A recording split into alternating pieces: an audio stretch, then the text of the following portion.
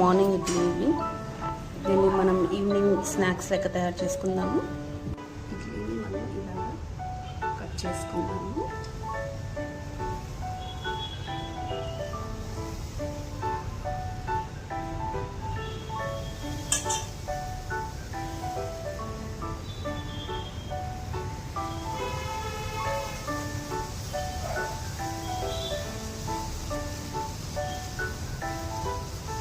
కడాయి అనేది తీసుకొని 2 table spoon oil అనేది యాడ్ చేసుకోవాలి మనము. ఇక్కడ నాకు కావాల్సిన పదార్థాలు చూడండి: కరివేపాకు, మినప్పప్పు, ఆవాలు, జీలకర్ర, పచ్చిమిరకాయ, తురుముకున్న అల్లం. ఇలా నేను ఈ ఇడ్లీ అనేది కట్ చేసి పెట్టుకున్నాను. మన ఆయిల్ అనేది హీట్ ఎక్కిన తర్వాత నేను ఇక్కడ ఈ పోపు అనేది దీంట్లో వేస్తున్నాను.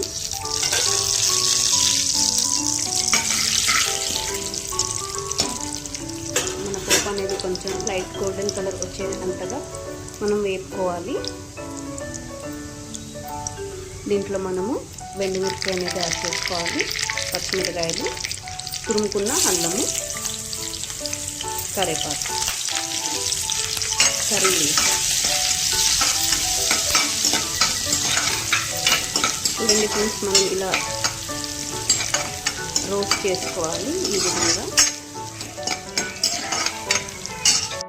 ఇందులో కావాలంటే ఆప్షనల్ అండి, మీరు ఆనియన్ కూడా యాడ్ చేసుకోవచ్చు. నేనైతే ఆనియన్ లేకుండా చేస్తాను. ఇలా అయితే మా అబ్బాయికి చాలా ఇష్టం. ఇలా మన పోపు అనేది వేగిన తర్వాత మనం దీంట్లో చిటికెడు పసుపు అనేది యాడ్ చేసుకుందాము.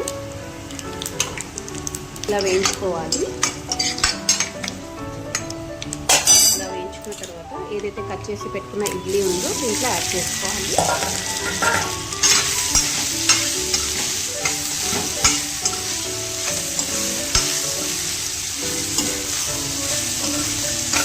చూడండి ఫ్రెండ్స్, మన ఇడ్లీ అనేది ఇలా ఎల్లోయిష్ కలర్గా ఉంటుంది.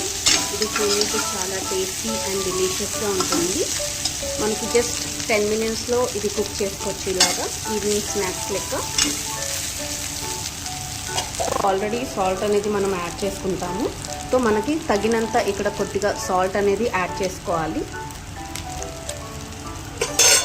ఇలా యాడ్ చేసుకున్న తర్వాత దీన్ని మంచిగా మిక్స్ చేసుకోవాలి.